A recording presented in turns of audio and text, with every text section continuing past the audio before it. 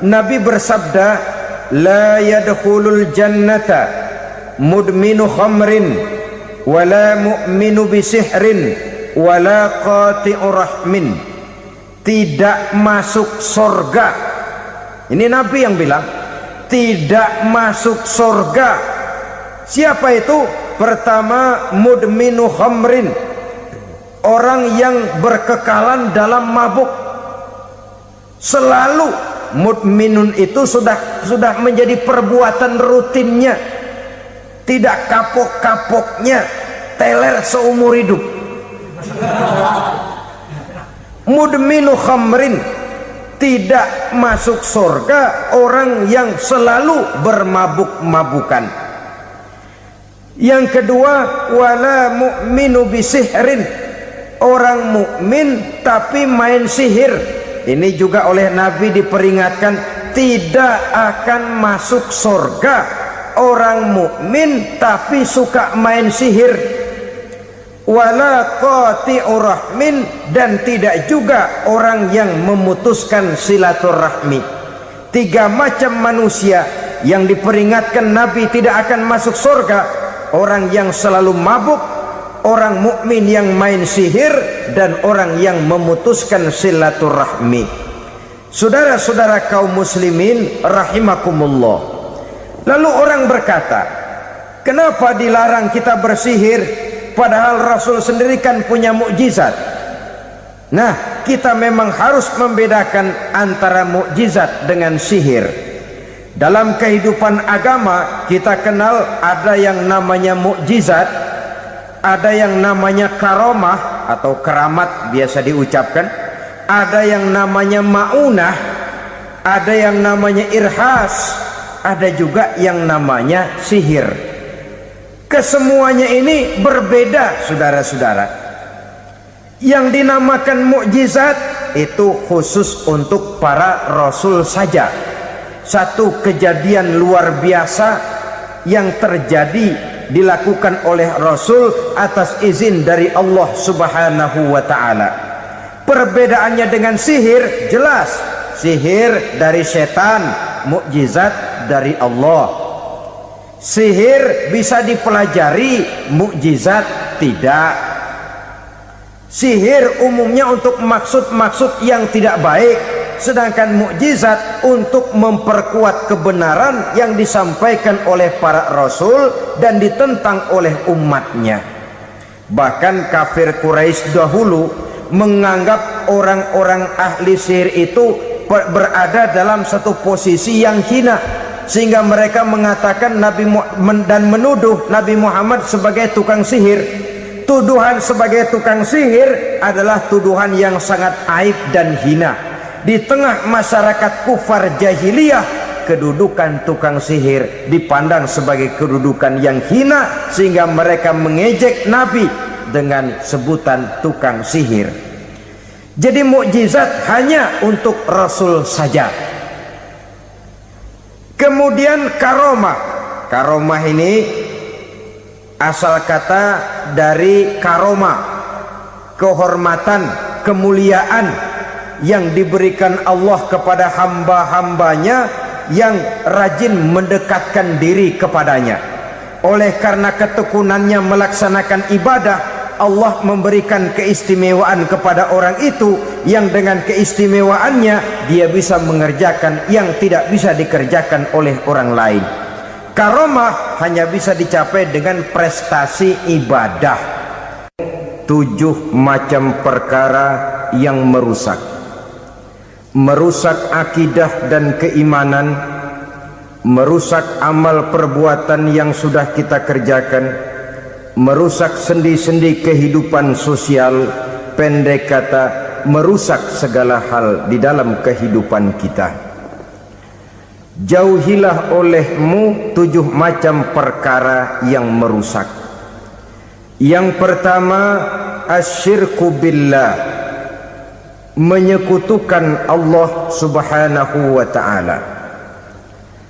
Agama dimulai dari keyakinan, maka kehancuran agama selalu dimulai dari kehancuran keyakinan, iman atau akidah yang dimiliki oleh seseorang.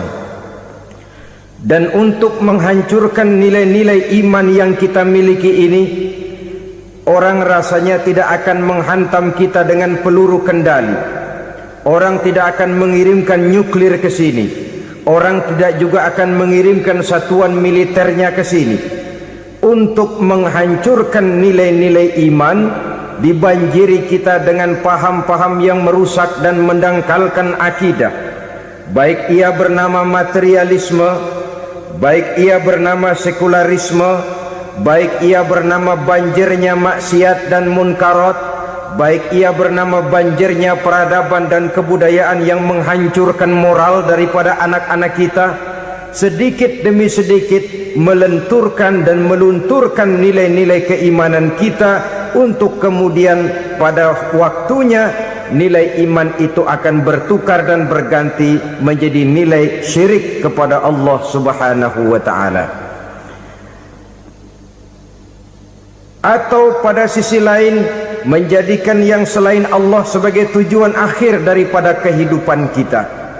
Sedangkan kita sama-sama maklum bahwa di dalam pandangan agama Islam, dosa yang tidak berampun, dosa yang terbesar, termasuk dalam kategori bapak moyangnya dosa, tidak lain adalah syirik, yakni menyekutukan Allah Subhanahu wa ta'ala.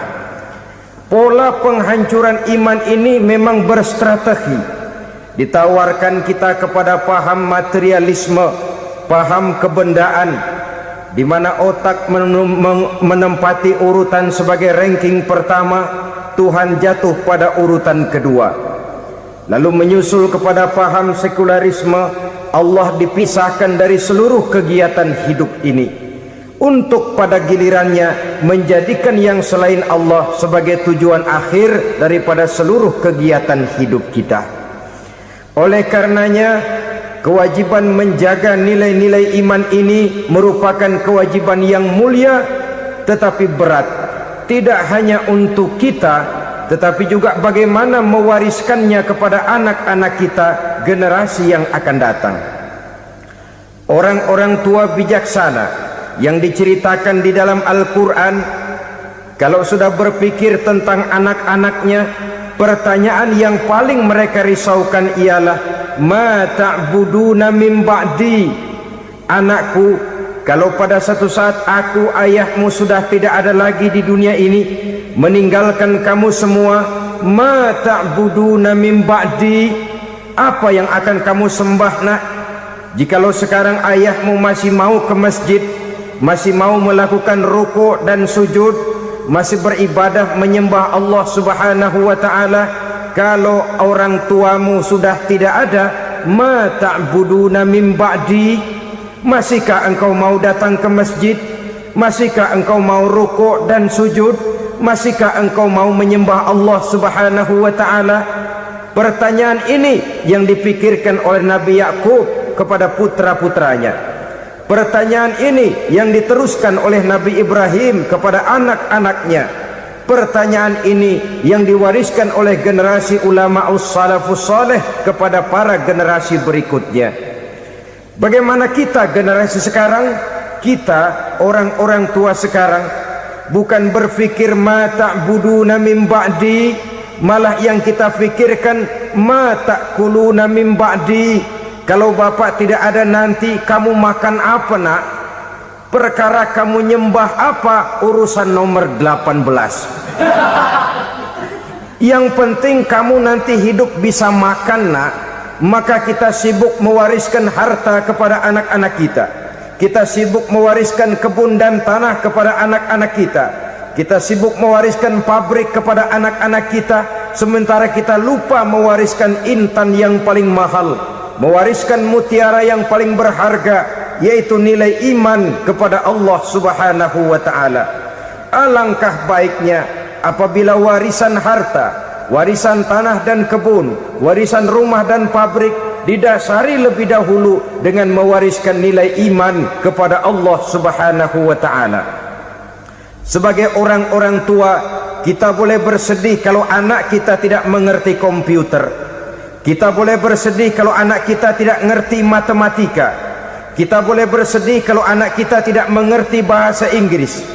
Tapi sewajarnya lebih bersedihlah kita orang tua jikalau mempunyai anak yang tidak kenal Allah sebagai Tuhannya, yang kemudian tidak mau rukuk dan sujud kepada Allah Tuhannya. Itulah kemalangan yang paling malang bila kita meninggalkan generasi yang tidak bertauhid kepada Allah Subhanahu wa ta'ala.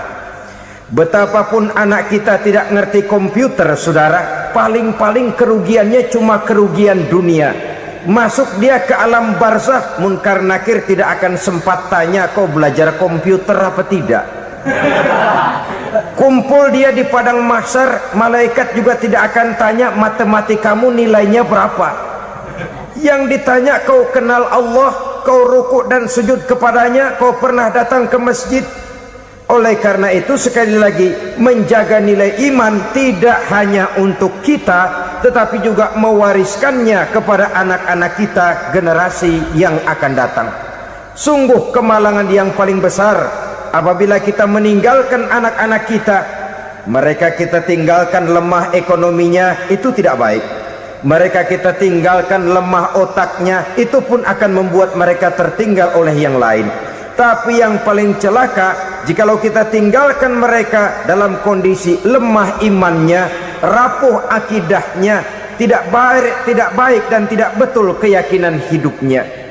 Oleh karena itu Nabi berpesan, jauhilah 7 perkara yang merusak. Yang pertama, syirik kepada Allah Subhanahu wa ta'ala, menyekutukan Allah baik dalam ucapan, dalam keyakinan ataupun dalam perbuatan.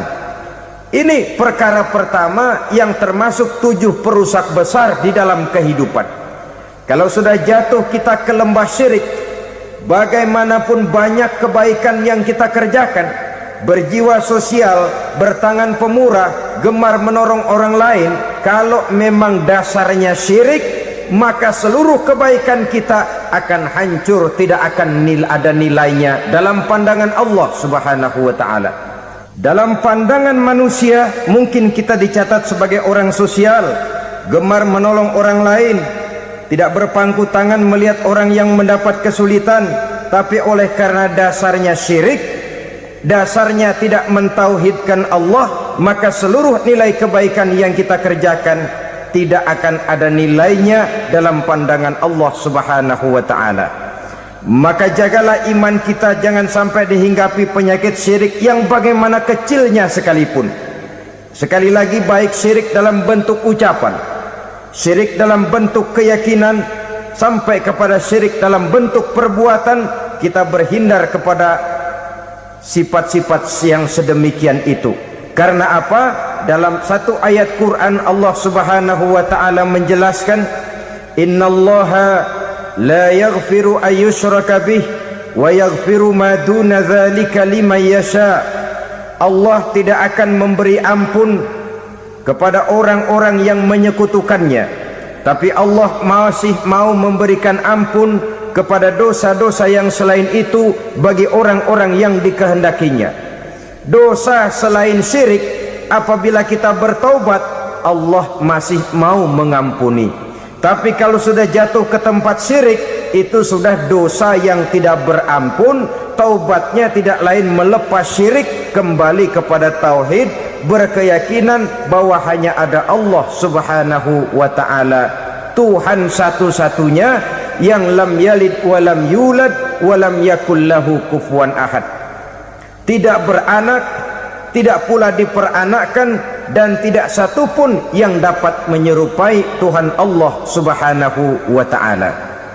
Saudara-saudara kaum muslimin rahimakumullah, bahwa kita di zaman sekarang memang tidak menyembah berhala, ya. Bahwa kita tidak berterang-terangan mengatakan Tuhan lebih dari satu, memang. Bahwa kita tidak berkeyakinan Tuhan itu punya anak atau diperanakkan, tentu. Tapi dalam perbuatan dan i'tiqad kita kadang-kadang jatuh tanpa kita sadari ke tempat yang bernama syirik ini.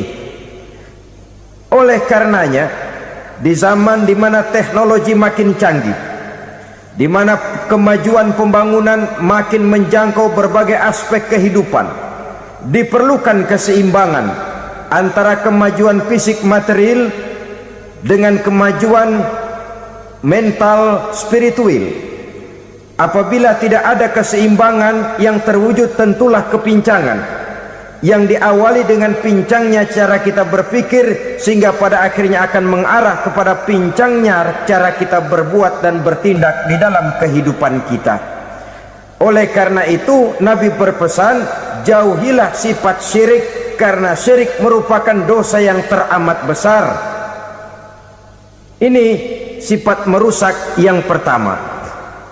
Yang kedua kata Nabi, wasihra, jauhilah sihir. Sihir ini juga termasuk perkara yang merusak kehidupan. Kita semua sama-sama maklum bahwa sihir sebenarnya bukan persoalan baru. Sejak sebelum datang Islam, sihir itu sudah ada. Di zaman Yunani kuno sihir ada, di zaman Mesir kuno, di zaman Cina kuno, dan yang lain-lain yang serba kuno, sihir itu sudah ada. Bahkan para nabi pun, para rasul yang diutus oleh Allah Subhanahu wa taala, senantiasa berhadapan dengan ahli-ahli sihir untuk menguji kebenaran dari misi yang mereka bawa. Sihir adalah perbuatan di luar kebiasaan yang bisa dikerjakan oleh ahlinya dengan bantuan jin atau setan. Hukum mempelajari sihir adalah haram, mengamalkannya lebih haram lagi. Sebab itu saudara-saudara, sihir merupakan perbuatan merusak yang harus kita jauhi. Ciri-ciri daripada perbuatan sihir, pertama, ia mengandung tipuan, bayangan khayal.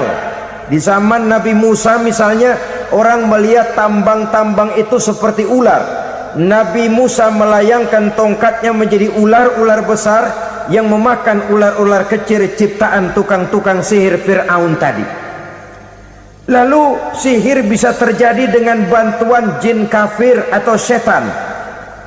Kemudian ciri yang ketiga, sifatnya halus dan tersembunyi. Taruh kata ada seorang ahli sihir yang mempergunakan ayat-ayat Quran sebagai jompa-jampe, sebagai baca-bacaan, itu cuma sekedar kedok. Tujuannya tidak lain menjadikan agama sebagai ketok untuk membenarkan cara yang dimurkai oleh Allah Subhanahu wa ta'ala.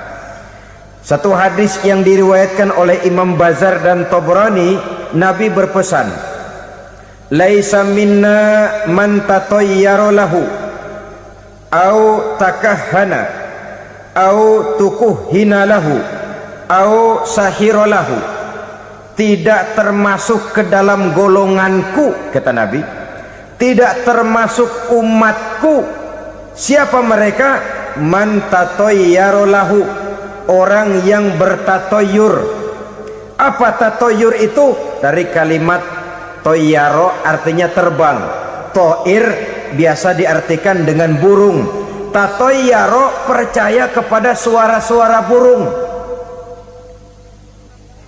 Man tatoyaro lahu, mempercayai, meyakini dengan benar-benar kepada suara beburungan. Kan suka ada itu, nah bunyi burung tuh, maling liwat. Maling liwat. Burung bunyi, maling liwat. Itu termasuk tatoyaro lahu, percaya kepada suara burung. Kan aneh kalau suara orang nggak dipercaya, suara burung malah dipercaya. Ada ustadz ceramah, kiai ngaji, nggak mau didengerin, burung dengerin bener. Nah, suaranya dari sebelah mana? Belah kulon. Nah, itu tandanya ano. Habis dihitung-hitung. Itu termasuk tatoyaro lahu. Au takahana, atau bertenung, au tukuhina, atau minta ditenungkan, au sahiro lahu, atau melakukan perbuatan sihir, atau minta disihirkan. laisa minna, tidak termasuk ke dalam golonganku, kata Nabi. Sehingga dengan demikian saudara-saudara, menghadapi sihir dengan sihir sekalipun termasuk perbuatan yang tidak diajarkan oleh agama. Kita kan mempelajari sihir untuk jaga diri, tidak apa-apa. Yang dilarang mengamalkannya, dilarang juga mempelajarinya. Sebab orang kalau sudah mengetahui, biasanya lalu terangsang untuk mencoba. Kalau percobaannya berhasil, biasanya terangsang untuk coba lagi dan coba lagi.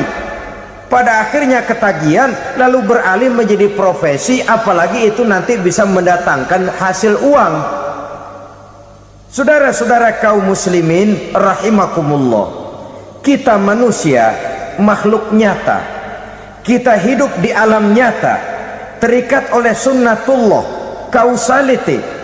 Oleh karenanya bagi kita keyakinan yang penuh, keikhlasan di dalam bertuhankan Allah, penyerahan diri sepenuhnya hanya kepadanya, itu sudah merupakan obat penangkal yang sangat ampuh agar kita tidak terkena penyakit-penyakit yang dibuat oleh setan dan para pembantunya.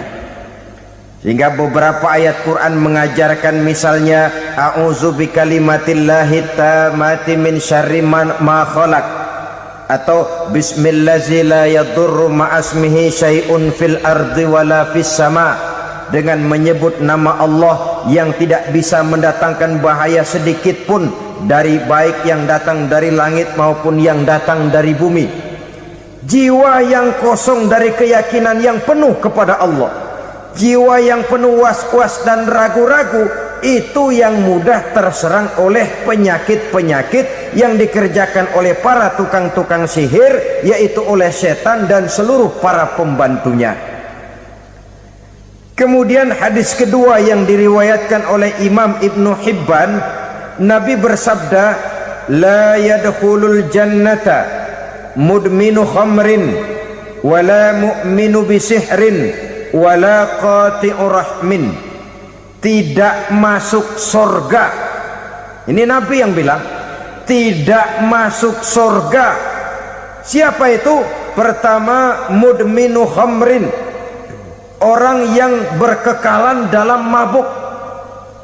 Selalu mudminun itu sudah menjadi perbuatan rutinnya, tidak kapok-kapoknya, teler seumur hidup. Mudminu khamrin, tidak masuk surga orang yang selalu bermabuk-mabukan. Yang kedua, wala mu'minu bisihrin, orang mukmin tapi main sihir.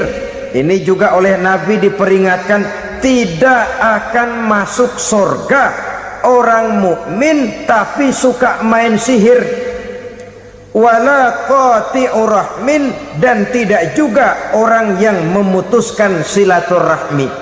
Tiga macam manusia yang diperingatkan Nabi tidak akan masuk surga: orang yang selalu mabuk, orang mukmin yang main sihir, dan orang yang memutuskan silaturahmi. Saudara-saudara kaum muslimin rahimakumullah, lalu orang berkata, kenapa dilarang kita bersihir padahal Rasul sendiri kan punya mukjizat? Nah, kita memang harus membedakan antara mukjizat dengan sihir. Dalam kehidupan agama kita kenal ada yang namanya mukjizat, ada yang namanya karomah atau keramat biasa diucapkan, ada yang namanya maunah, ada yang namanya irhas, ada juga yang namanya sihir. Kesemuanya ini berbeda, saudara-saudara. Yang dinamakan mukjizat itu khusus untuk para rasul saja. Satu kejadian luar biasa yang terjadi dilakukan oleh Rasul atas izin dari Allah Subhanahu wa ta'ala. Perbedaannya dengan sihir jelas. Sihir dari setan, mukjizat dari Allah. Sihir bisa dipelajari, mukjizat tidak. Sihir umumnya untuk maksud-maksud yang tidak baik, sedangkan mukjizat untuk memperkuat kebenaran yang disampaikan oleh para rasul dan ditentang oleh umatnya. Bahkan kafir Quraisy dahulu menganggap orang-orang ahli sihir itu berada dalam satu posisi yang hina, sehingga mereka mengatakan dan menuduh Nabi Muhammad sebagai tukang sihir. Tuduhan sebagai tukang sihir adalah tuduhan yang sangat aib dan hina. Di tengah masyarakat kufar jahiliyah, kedudukan tukang sihir dipandang sebagai kedudukan yang hina, sehingga mereka mengejek Nabi dengan sebutan tukang sihir. Jadi mukjizat hanya untuk Rasul saja. Kemudian karomah. Karomah ini asal kata dari karoma, kehormatan, kemuliaan yang diberikan Allah kepada hamba-hambanya yang rajin mendekatkan diri kepadanya. Oleh karena ketekunannya melaksanakan ibadah, Allah memberikan keistimewaan kepada orang itu, yang dengan keistimewaannya dia bisa mengerjakan yang tidak bisa dikerjakan oleh orang lain. Karomah hanya bisa dicapai dengan prestasi ibadah. Kalau sihir, mau ibadah apa enggak, asal dia belajar, bersatu dan berteman dengan setan, memenuhi persyaratan-persyaratan setan, biasanya lalu bisa. Sedangkan karomah tidak mungkin terwujud tanpa orang mendekatkan diri sedekat-dekatnya kepada Allah Subhanahu wa ta'ala. Maka kita lihat biasanya orang-orang yang punya ilmu sihir, mukanya rata-rata nggak enak dilihat, kumuh, jauh dari air wudhu, jauh dari sujud kepada Allah, malah berteman dengan setan, menjadi pelayan-pelayannya setan. Saudara-saudara, adapun maunah, keistimewaan yang diberikan Allah kepada hamba-hambanya yang belum sampai kepada tingkat wali, tapi orang itu lebih banyak kebaikannya daripada kesalahannya. Umpamanya, saudara jalan bertiga di pinggir jalan, saudara ada pada posisi di tengah, lalu bertiga ini ketabrak mobil. Menurut perhitungan saudara mati lebih dahulu, tapi terjadi hal yang aneh, dua teman saudara mati, saudara malah cuma luka dan lecet sedikit saja. Apa itu? Kalau kita lebih banyak kebaikannya daripada kesalahannya, itu yang dinamakan maunah, pertolongan yang diberikan Allah kepada hamba-hambanya yang lebih banyak kebaikannya daripada kesalahannya. Sedangkan yang dinamakan irhas, kejadian luar biasa pada diri seseorang pada waktu dia masih kecil, yang menunjukkan tanda-tanda keistimewaannya. Itu umumnya pada para nabi pada usia kecilnya sudah ada irhas, tanda-tanda istimewa. Jelas baik mukjizat, karomah, maunah maupun irhas berbeda dengan sihir. Sihir ini jelas saja merupakan bantuan dan persekutuan antara manusia dengan setan. Padahal setan, kata Allah dalam Al-Quran, innahu lakum aduwwum mubin, sesungguhnya setan bagi kamu adalah musuh yang sangat jelas.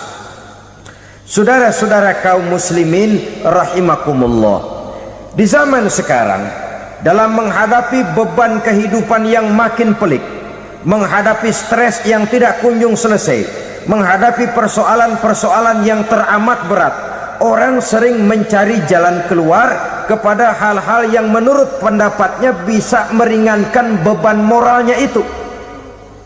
Pergilah dia mencari sesuatu yang dapat meringankan bebannya. Dan tidak jarang yang jatuh ke pangkuan tukang-tukang tenung, ke pangkuan tukang-tukang sihir, yang mereka itu oleh Quran dijelaskan kadzabal munajjimun walau sodaku. Tukang-tukang tenung, tukang-tukang sihir, mereka itu bohong walaupun benar. Maksudnya bohong walaupun benar artinya kalau yang mereka kerjakan benar, itu sih kebenaran. Benar dengan kebenaran itu lain. Kebenaran, kebetulan bisa, tapi tidak untuk selalu. Apalagi kalau itu sudah membahayakan kehidupan orang lain. Jadi oleh karena itu Nabi berpesan, jauhilah daripada sihir. Kalau sudah jauhilah dari sihir, artinya ya jauhilah daripada mempelajarinya, jauhilah daripada bergaul dengan orang-orang yang ahli di bidang itu, karena dari pergaulan segalanya bisa menular. Baiklah saudara, ini yang kedua. Yang ketiga pesan Nabi, wa qatlan nafsil lati harramallahu illa bil haqq. Membunuh orang lain dengan cara yang tidak benar, membunuh orang yang diharamkan oleh Allah Subhanahu wa taala untuk melakukannya kecuali dengan alasan yang benar. Kita tahu Islam adalah agama damai, sesuai dengan namanya. Ia tidak dikembangkan dengan pedang dan kekerasan. Ia dikembangkan dengan keteladanan dan tuntunan moral. Oleh karena Islam bukan agama kekerasan, Islam pun tidak mementingkan dan mengajarkan kekerasan kecuali dengan alasan yang benar dan bisa dipertanggungjawabkan. Membunuh dengan sengaja, menghilangkan nyawa orang lain tanpa alasan yang bisa dibenarkan adalah merupakan dosa besar dan satu di antara 7 perkara yang bisa mendatangkan kerusakan dalam kehidupan dan yang hendaknya harus kita jauhi. Saudara-saudara kaum muslimin rahimakumullah, beberapa waktu yang lalu di sebuah kota kecil yang indah bernama New Auckland. Saudara tahu New Auckland? Tuh dari Gunung Kidul masih ngidul lagi. Pernah diadakan satu seminar yang membicarakan bagaimana menyelamatkan masyarakat manusia dari bahaya Perang Dunia Ketiga. Diperkirakan kalau terjadi Perang Dunia Ketiga, manusia tidak akan tersisa. Sebab apa? Pada waktu itu cadangan nuklir yang dimiliki oleh bersama Amerika dan Rusia konon sudah sanggup memusnahkan 6 miliar manusia pada saat jumlah manusia baru 5 miliar. Jadi kelebihan nuklir dunia ini. Kalau terjadi Perang Dunia Ketiga, sulit manusia untuk tersisa. Maka dibahaslah di dalam seminar itu, wah, supaya tidak terjadi Perang Dunia Ketiga, maka perlombaan membuat senjata-senjata canggih, alat-alat pembunuh modern harus segera dibatasi. Dibahas, tidak mungkin kita membatasi perlombaan membuat senjata. Kenapa? Makin maju ilmu dan teknologi, makin canggih senjata yang ditemukan. Atom sudah meningkat menjadi nuklir, nuklir sudah meningkat menjadi neutron, dan kita tahu bom yang bernama neutron ini bom yang cukup membunuh tanpa perlu merusak. Artinya kalau dia diledakkan di kota kita ini, bangunan utuh, jembatan tidak ambruk, rumah-rumah tetap berdiri, tapi semua yang bernama hidup mati. Itu katanya lebih sopan dari bom atom. Sebab kalau si atom ini sudah membunuh, merusak pula. Neutron cukup membunuh saja tanpa perlu merusak. Jadi majunya senjata-senjata teknologi sebagai akibat yang logis dari kemajuan ilmu pengetahuan ini tidak bisa kita batasi. Dan memang sebenarnya yang bahaya bukan senjatanya, tapi manusia yang mengendalikan senjata itu. Mereka kembali kepada prinsip the man behind the gun. Bukan senjatanya yang bahaya, tapi manusia yang mengendalikan senjata itu yang bahaya. Walaupun senjatanya modern, katakanlah model M16 umpamanya, kalau yang mengendalikannya orang beriman, insya Allah aman. Tapi biar megang cuma senapan angin, kalau yang megang orang brutal, ngeri kita deket-deket. Apalagi kalau memang bukan ahlinya menggunakan senjata, bisa ngeker kaki kena jidat.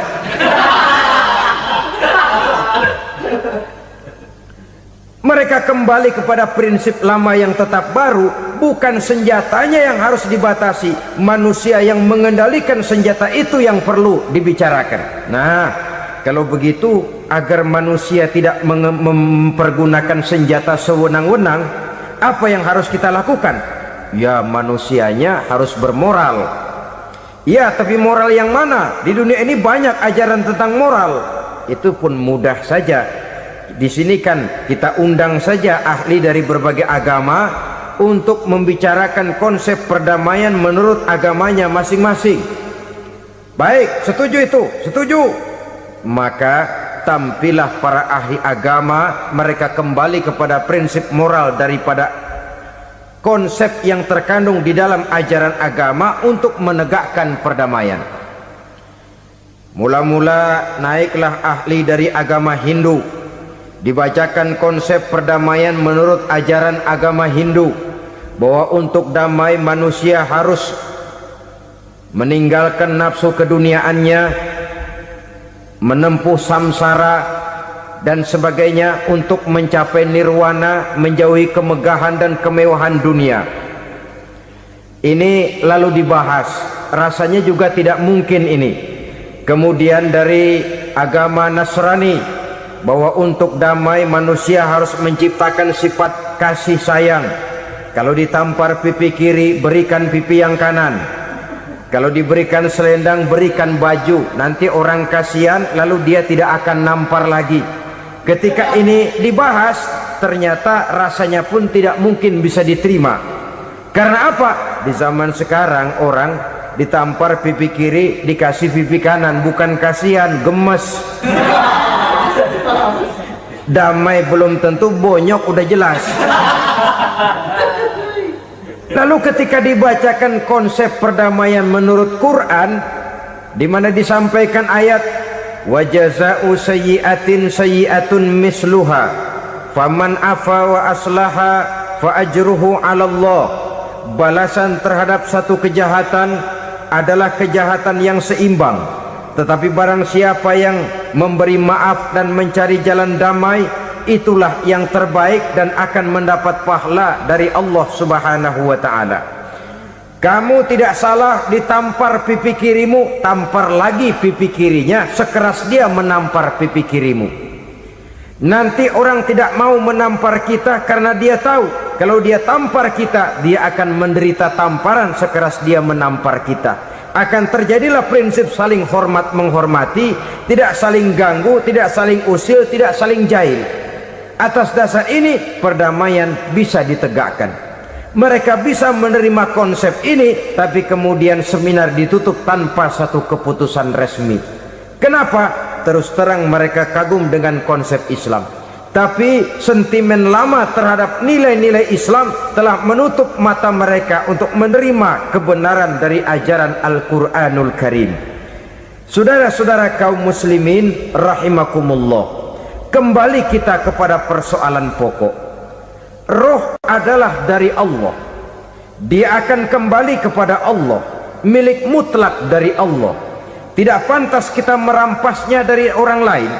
Tidak wajar kita menghilangkannya tanpa alasan yang dibenarkan oleh agama.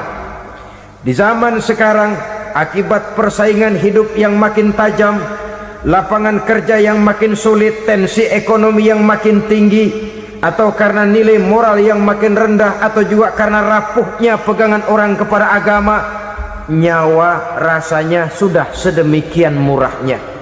Berbagai kasus membuat berdiri bulu roma kita. Ada mayit, ada manusia dipotong 6, dicincang macam kambing. Ada yang dipotong 5, ada yang dipotong 13, dikardusin, dibuang ke tempat sampah. Inna lillahi wa inna ilaihi raji'un. Gejala apa ini? Kanibalisme. Manusia sudah demikian sadisnya, manusia sudah sedemikian buasnya, sehingga sesama manusia diperlakukan seperti hewan. Padahal hewan sendiri belum pernah macan makan macan, bagaimanapun buasnya macan. Belum pernah serigala memakan serigala, bagaimanapun brutalnya serigala. Tetapi manusia makan manusia di zaman sekarang kadang jadi kenyataan dalam kehidupan kita.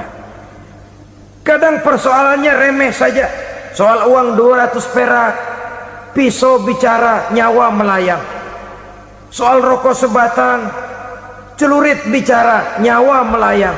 Soal-soal yang sama sekali tidak prinsip, begitu mudah kita menghilangkan nyawa orang lain.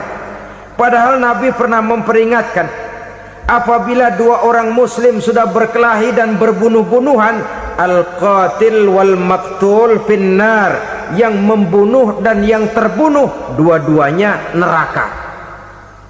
Sahabat heran, ya Rasul, kalau yang terbunuh, kalau yang membunuh masuk neraka itu sih wajar, tapi yang terbunuh kenapa neraka juga? Beliau menjawab, dua-duanya sudah punya niat untuk saling membunuh. Niatnya itu yang diponten. Yang terbunuh cuman lagi apes aja, keduluan dia. Umpama tidak terbunuh, pasti dia yang akan membunuh. Oleh karenanya al-qatil wal maktul, yang membunuh dan yang dibunuh finnar, dua-duanya masuk ke dalam neraka. Islam menghormati kehidupan, tidak hanya terbatas kepada sesama muslim, orang-orang yang berlainan agama pun yang mau hidup berukun, damai, berdampingan dengan umat Islam, jiwa mereka, darah mereka dilindungi oleh nilai-nilai Islam yang disebut dengan kafir zimmi ini. Mengganggu mereka sama saja dengan mengganggu aku, kata Nabi. Jadi oleh karena itu, sayangilah sesama. Kehidupan adalah anugerah Allah, bukan wewenang kita untuk mencabutnya dari orang lain, bukan wewenang kita untuk merampas dan menghilangkannya dari orang lain. Apa yang tidak enak terjadi pada diri kita, begitu pula lah apabila terjadi pada diri orang lain. Sehingga Nabi mengatakan, la yu'minu ahadukum hatta yuhibba li akhihi ma yuhibbu li nafsihi. Belum dikatakan beriman seseorang kamu apabila dia belum mencintai saudaranya seperti ia mencintai dirinya sendiri. Apa yang enak dirasakan oleh orang lain, enak juga dirasakan oleh dia. Mengukur orang lain dengan diri sendiri. Kalau orang lain tanpa salah saya fitnah, kalau saya tanpa salah difitnah orang, enak apa enggak? Enggak, orang lain juga begitu. Kalau orang lain tanpa salah saya tempeleng kepalanya, enak apa tidak? Tidak. Orang lain juga begitu. Yang tidak enak terjadi pada diri kita, tentu tidak enak juga kalau terjadi pada orang lain. Mengukur orang lain dengan diri sendiri, sehingga tidak timbul sifat egois, tidak menari di atas bangkai orang lain, tidak mendirikan kebahagiaan di atas untayan air mata orang lain. Sehingga dengan demikian, saudara-saudara, dia bisa menghormati kehidupan, menghormati orang lain sebagaimana dia ingin dihormati. Inilah perbuatan ketiga yang merusak, membunuh orang lain dengan yang diharamkan Allah tanpa alasan yang benar. Yang ketiga. Kemudian yang keempat, perbuatan merusak, wa aklar riba, makan riba. Hidup adalah tolong menolong. Bahasa kerennya take and give katanya, saling memberi dan saling menerima. Nabi mengajarkan, man kuraba kurbatan min kurabid dunia karaballahu lahu kurbatan min kurabi yaumal qiyamah, wallahu fi aunil abdi madamal abdu fi auni akhihi.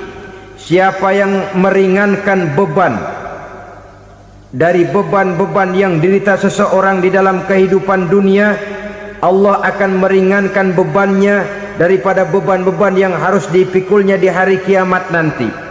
Wallahu fi aunil abdi madamal abdu fi auni akhihi. Allah senantiasa akan menolong seorang hamba selama hamba itu masih mau menolong saudaranya. Allah selalu akan menolong seorang hamba selama hamba itu masih mau menolong saudaranya. Apabila kita sudah berpangku tangan terhadap kesulitan orang lain, biasanya pun pada saat kita mendapat kesulitan, kita akan sulit juga memperoleh pertolongan. Nah, riba alias renten, kedoknya adalah menolong orang, tapi sama juga bulu buntutnya dilepas, palanya dicekek.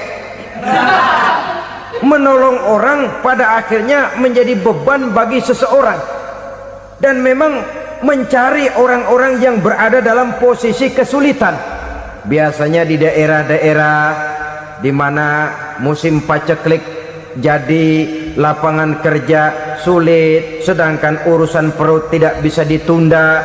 Akhirnya orang terjebak ke dalam rentenir, ke dalam riba, ke dalam renten, bunga berbunga, sehingga satu saat jumlah bunganya bisa lebih besar dari jumlah pinjaman pokoknya.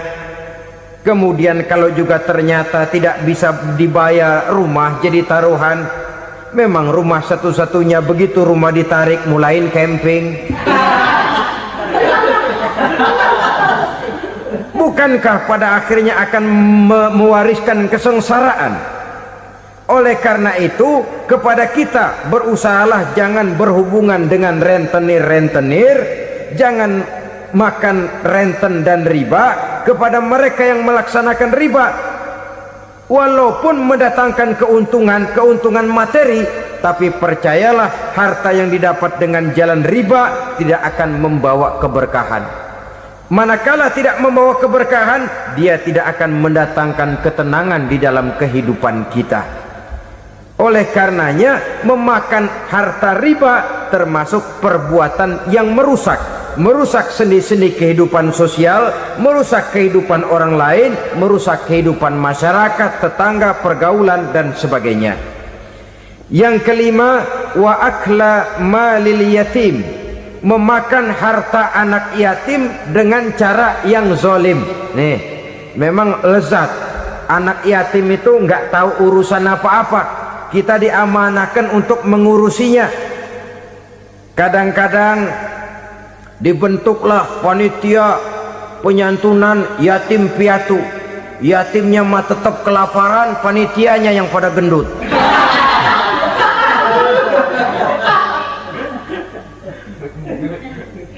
Padahal memakan harta anak yatim termasuk perbuatan dosa besar, dan menjantuni yatim merupakan perbuatan mulia.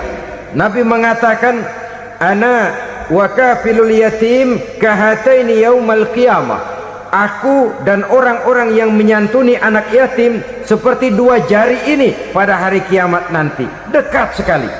Jikalau ingin di hari akhir nanti dekat dengan Rasul, bersahabatlah dengan anak-anak yatim, jadilah pengurus anak-anak yatim, bangunlah panti-panti asuhan yatim. Pada saat bapak ibunya meninggal, kitalah yang menjadi orang tuanya. Bahkan sedemikian besar perhatian Islam terhadap anak-anak yatim ini, sehingga Quran memberikan peringatan, ara'aital ladzi yukadzibu bid-din fadzalikal ladzi yad'ul yatim wa la yahuddu ala tu'amil miskin.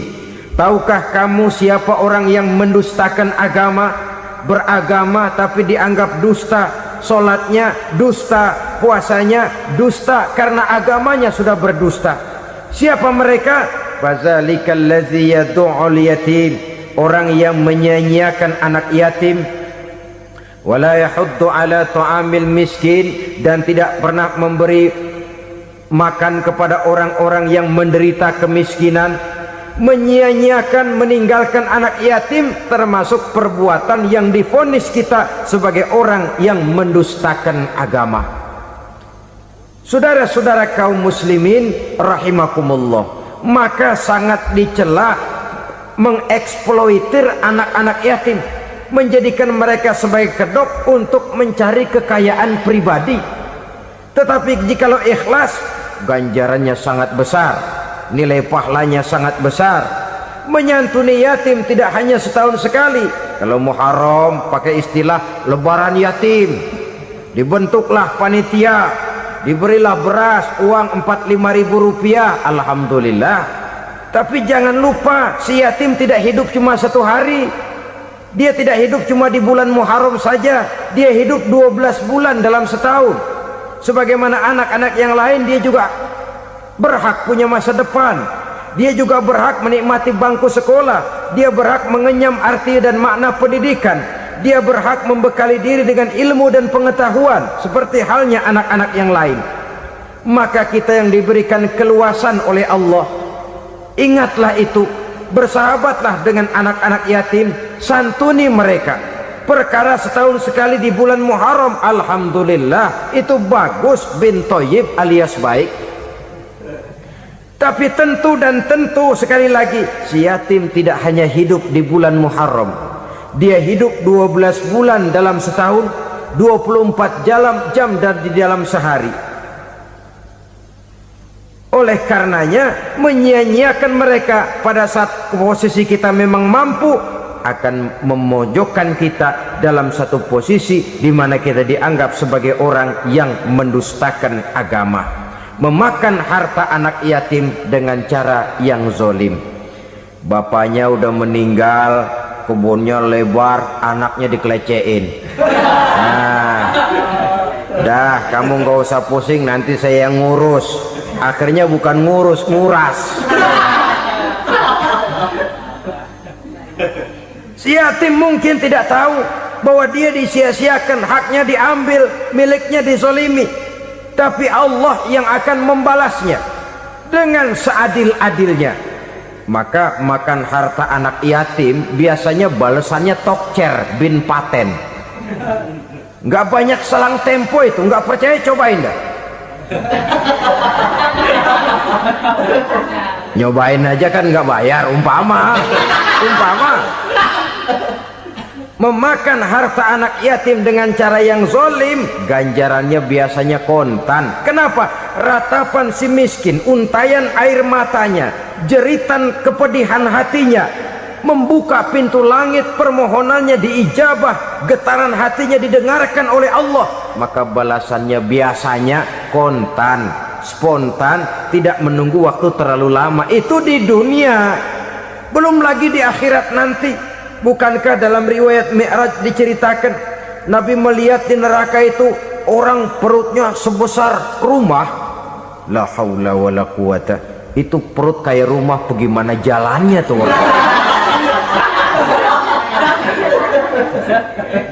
Dan memang gak jalan, diseret-seret oleh malaikat di neraka itu. Hancur perutnya, amburadul itu perut. Berantakan isinya, dibulatkan lagi, diseret lagi, hancur lagi, dibulatkan lagi. Sampai Nabi tanya, orang itu begitu berat siksanya kenapa ya Jibril? Itu Muhammad, waktu di dunia dulu rakus banget makan harta anak yatim. Begitu vonisnya, begitu menyedihkan nasibnya di akhirat.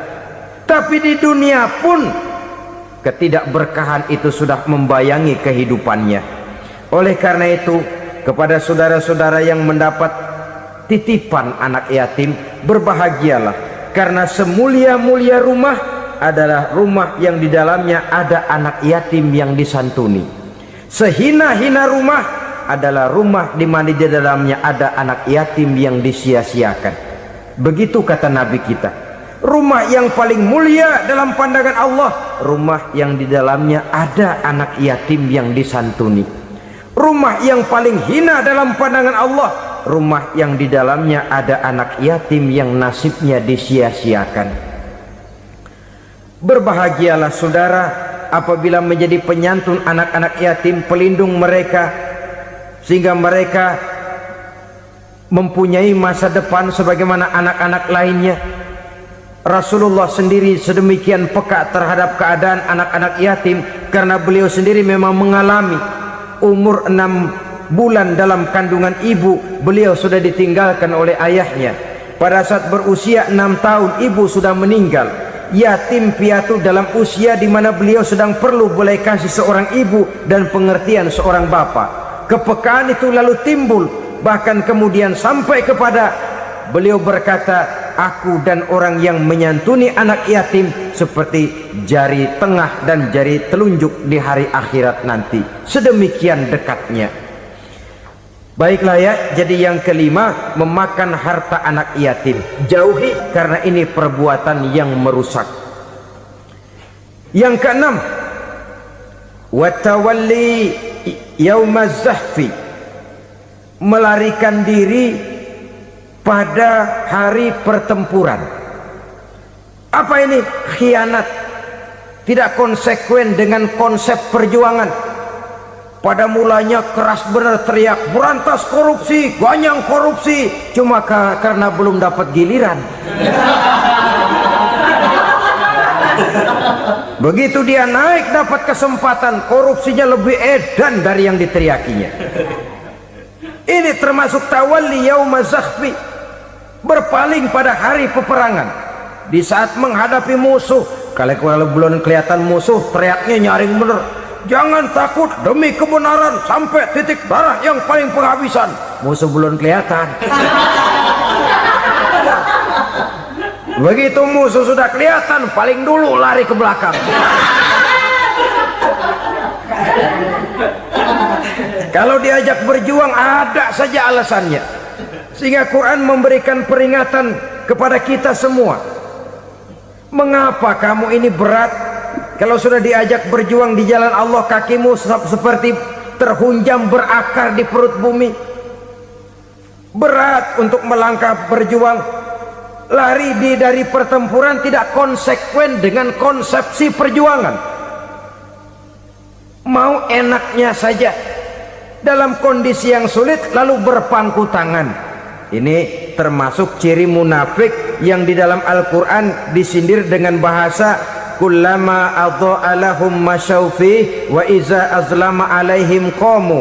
Waktu terang mereka jalan, giliran gelap mereka mandek. Artinya, maksudnya, kalau giliran ada untungnya aja rame-rame teriak Islam, tapi begitu diminta berjuang, dituntut berkorban, rame-rame mundur. Waktu dilihat di Islam ada untungnya, rame-rame teriak Islam. Pak, saya Islam banget pak. KTP saya Islam pak, pokoknya Islam banget dah. Tapi ketika diminta berjuang, dituntut sedikit berkorban, rame-rame mengundurkan diri. Tahun 65 PKI berontak. Waduh, waktu itu jadi orang Islam untung itu. Nggak dikejar-kejar, aman. Masjid rame, mobil-mobil mewah parkir di depan musola dan masjid. Kenapa? Waktu itu asal udah ke masjid aman. Islam selamat, untung. Tapi begitu keadaan aman, yang parkir di musola sepeda butut melulu.